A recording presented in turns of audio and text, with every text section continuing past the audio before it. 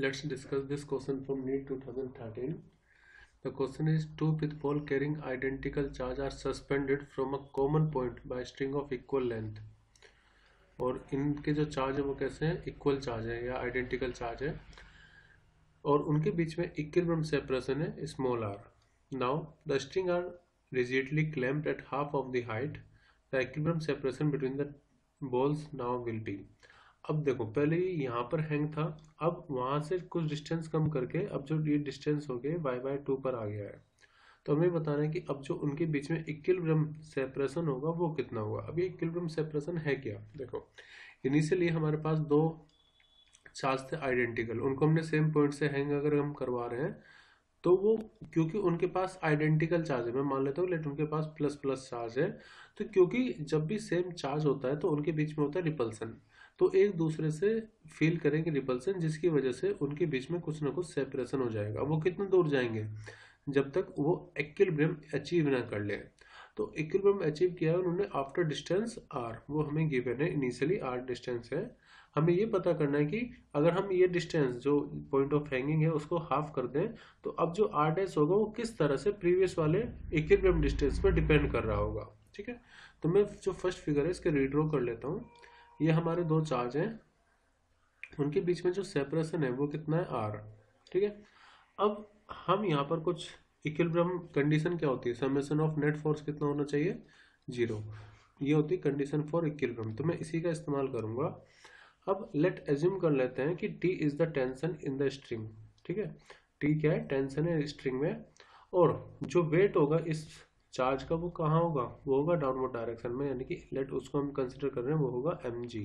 ठीक है, m question में गिवन नहीं, तो जो फाइनल रिजल्ट होगा उससे हमें सिर्फ r से मतलब होगा. मेरे मान लें कि mg क्या है, इसका वेट.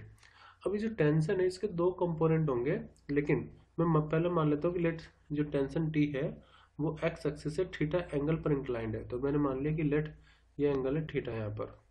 तो अगर ये एंगल थीटा है तो देखो कोई भी वेक्टर अगर है ए तो उसके दो कंपोनेंट होते हैं. अगर यहाँ से थीटा एंगल बना रहा है तो उसके जो जिस एक्सिस से थीटा एंगल बनाता है वो कंपोनेंट हो जाता है ए कोस थीटा, और जो दूसरा कंपोनेंट होगा वो हो जाएगा ए साइन थीटा.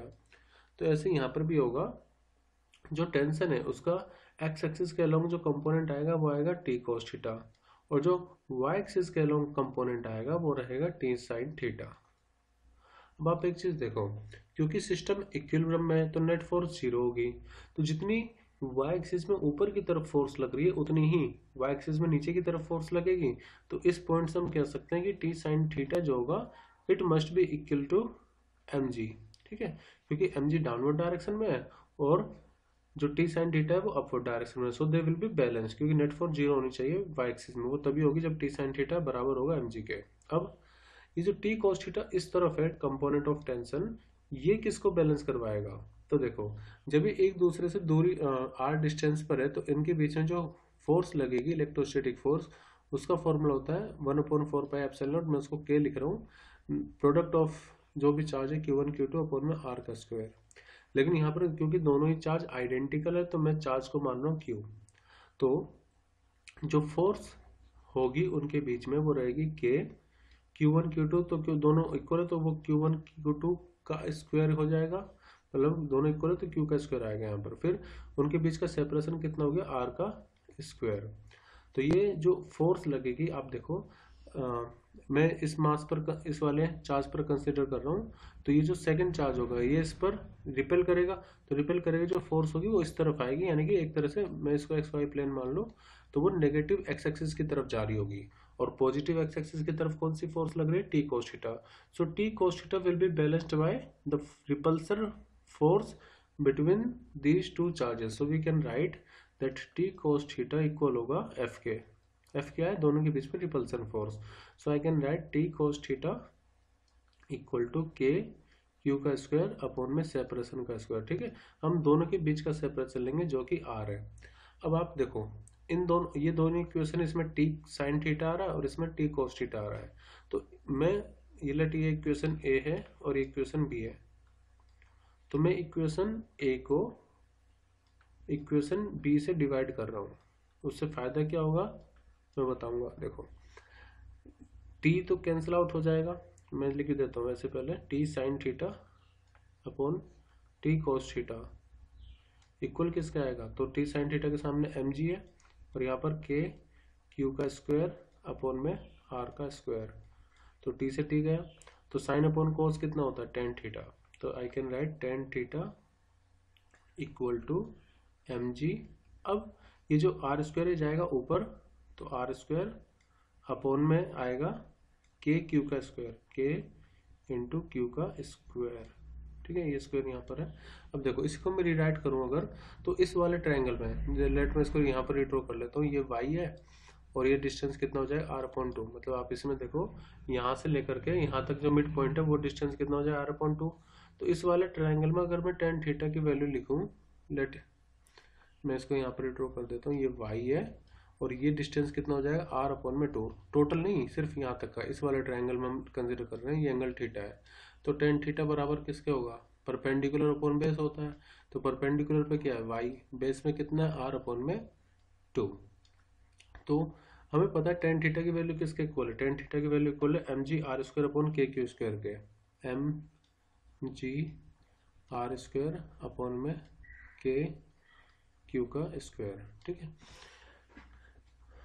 अब फिर से ये जो टू है ये आ जाएगा y के पास, तो मैं लिख सकता हूँ टू इंटू में y अपॉन में r इक्वल किसके होगा, ये होगा m g r square upon में के क्यू का स्क्वायर, ठीक है।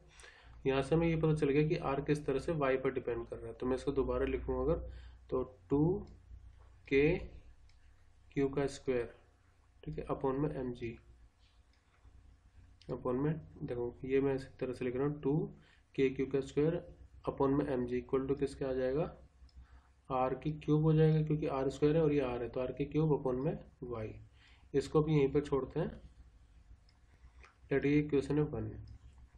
अब आगे काम करेंगे सेकंड केस के लिए। सेकंड केस में जो सेपरेशन है वो कितना हो गया, अब वाई अपॉन टू हो गया है, ठीक है। तो मैं इसको रिड्रॉ कर लेता हूँ फिगर, यहाँ पर ये कुछ इस तरह से कंडीशन है, ये y अपॉन टू है और उनके बीच का सेपरेशन हम एज्यूम कर ले कि r डैश है, तो अगर ये पूरा y अपॉन टू है तो ये कितना आ जाएगा r डैश अपॉन टू, और अब मैं मानो कि लेट यहाँ पर जो एंगल है वो है थीटा डैश, ठीक है, और ये कितना हो गया r डैश अपॉन टू। तो अगेन अगर मैं यहाँ पर टेन थीटा की वैल्यू निकालूँ, टेन थीटा डैश की वैल्यू निकालूँ, तो वो कितनी आएगी, वो आएगी परपेंडिकुलर अपॉन में बेस, यानी कि y अपॉन में टू, और उसको हम डिवाइड कर देंगे किससे, r डैश अपॉन टू से, ठीक है। तो टू से टू कैंसिल आउट होगा, तो यहाँ पर टेन थीटा डैश की वैल्यू कितनी आ जाएगी, y अपॉन में r डैश। जैसे हमने यहाँ पर टेन थीटा की वैल्यू निकाली थी, वैसे ही अब इस केस में भी हम टेन थीटा डैश की वैल्यू निकालेंगे। वो कैसे निकालेंगे, फिर से हम इस तरह की इक्वेशन बनाएंगे, लेट यहाँ पर हम कंसिडर कर लेते हैं कि लेट टेंशन अब लग रही है टी डैश, सेम जो काम हमने पहले किया था वही अब करेंगे। तो इस टी डैश के मतलब टेंशन के दो कंपोनेंट होंगे, इस तरफ आ जाएगा टी डैश कोस थीटा जैसे पहले किया था, और इधर वाला वर्टिकल कंपोनेंट आएगा टी डैश साइन थीटा, ठीक है, and it will be balanced by the weight of the charge यानी कि एम जी। तो again I can write that T dash sine theta किसके इक्वल होगा, ये होगा एम जी के इक्वल, ठीक है, और T cos theta, T dash cos theta, अब ये इन दोनों चार्ज के बीच के रिपल्सन के इक्वल होगी, तो लेट वो रिपल्सन फोर्स इस तरफ लग रही है एफ डैश, तो एफ डैश किसके इक्वल होगा, वही formula k q one q two upon r square, तो के अभी चार्ज उतनी जितना पहले था क्यू का स्क्वायर, लेकिन सेपरेशन चेंज हो गया, पहले आर हमने यहाँ पे लिया था, अब हम क्या लेंगे आर डैश का स्क्वायर, ठीक है। तो यहाँ पर ये जो टी डैश कोस थीटा है वो एफ डैश के इक्वल होगा, और उसको हम लिखेंगे के इंटू में क्यू का स्क्वायर अपॉन में आर डैश का स्क्वायर। वैसे मैं आपको बता दूं, क्योंकि ये वाला और ये वाला जो ट्राइंगल है वो एक तरह से यहाँ पर जब ये y/2 हो गया है तो r डैश होगा, तो सेम रेशो में ही वो चेंज आएगा, मतलब कि इसी तरह की इक्वेशन बनेगी, बताते हैं कैसे। अब फिर से इस इक्वेशन को मान लेते हैं a डैश और इसको मान लो b डैश, तो इक्वेशन a डैश को अब हम डिवाइड करेंगे इक्वेशन b डैश से, तो देखो फिर से टी डैश तो हट जाएगा, साइन अपॉन कोस क्या आएगा, वैसे ही जैसे यहाँ पर आया था ना टेन थीटा, टी से टी कट गया तो यहाँ पर टी डैश से टी डैश कटेगा जब आप ऐसे लोगे, तो अगेन ये थीटा डैश चलना चाहिए यहाँ पर। तो टेन थीटा डैश इक्वल किसका आएगा, तो वो आएगा एम जी अपॉन में के क्यू का स्क्वायर अपॉन में आर डैश का स्क्वायर। और हमने टेन थीटा डैश की वैल्यू पहले निकाल ली, वो कितनी है, वाई अपॉन आर डैश। ठीक है, तो देखो अब मैंने क्या करा, आर डैश को ऊपर ले जा रहे हैं, तो हम लिख सकते हैं एम जी आर डैश का square upon k q square equal to y upon r dash. अब मैं इसको इसी फॉर्म में लिखूंगा जिस फॉर्म में हमने इक्वेशन 1 लिखी थी। तो अगर आप इसको इस तरफ लाओगे तो आर डैश की क्यूब हो जाएगी, आर डैश की क्यूब, और वाई को यहाँ डिनोमिनेटर में ले जाओ, तो ये किसके इक्वल आएगा, ये आएगा एम जी अपॉन में के क्यू का स्क्वायर। अब यहाँ पर अगर मैं आर की क्यूब की वैल्यू देखूँ तो आर की क्यूब किसके इक्वल है, वो है 2k क्यू का स्क्वायर अपॉन में एम जी, और वाई को इस तरफ ले आओ तो ये आर की क्यूब की वैल्यू है। अब r dash cube equal to है किसके, m g k q square upon में वाई। ये काम करते हैं, इसको y को यहीं पे रहने देते हैं, सिर्फ इधर r की क्यूब बना लेते हैं इसको। तो r की क्यूब इक्वल टू आएगा k क्यूब का स्क्वायर y अपॉन में mg। अब आप यहाँ देखो, हमें निकालना है r डैश और r में रिलेशन।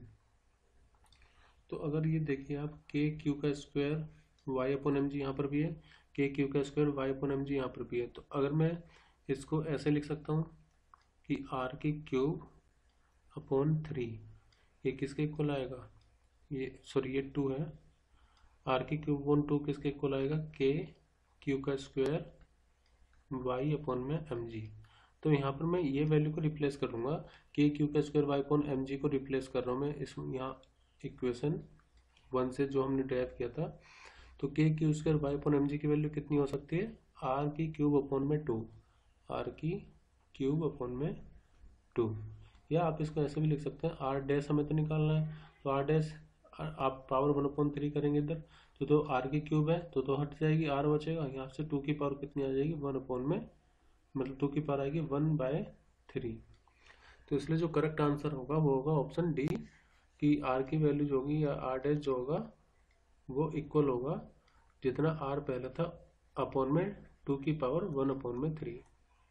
तो इसमें यहाँ पर आपको काफ़ी ज़्यादा एक्स्ट्रा काम करना पड़ा है। अगर आप इतना काम नहीं करना चाहते, शॉर्ट में करना चाहते हैं, तो आप डायरेक्टली ये कर सकते थे। देखिए जैसे यहाँ पर हमने फाइंड किया था कि आर की cube upon y equal to 2k q square upon m g आया है, तो ऐसे ही आप सेकंड केस में इसी इक्वेशन के कंपैरिजन में, क्योंकि ये सब चीज़ें तो कांस्टेंट है, ये तो वेरी करेंगे नहीं, तो सेकंड केस के में आप इसको ऐसे लिख सकते थे, थ्रू के क्यू का स्क्वायर अपॉन में एम जी।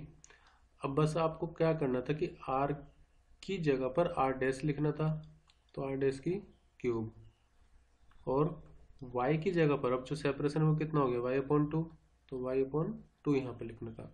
अगर आप सिर्फ इतना भी करेंगे तब भी आपका answer r dash equal to r/2 की पावर 1/3 ही आएगा।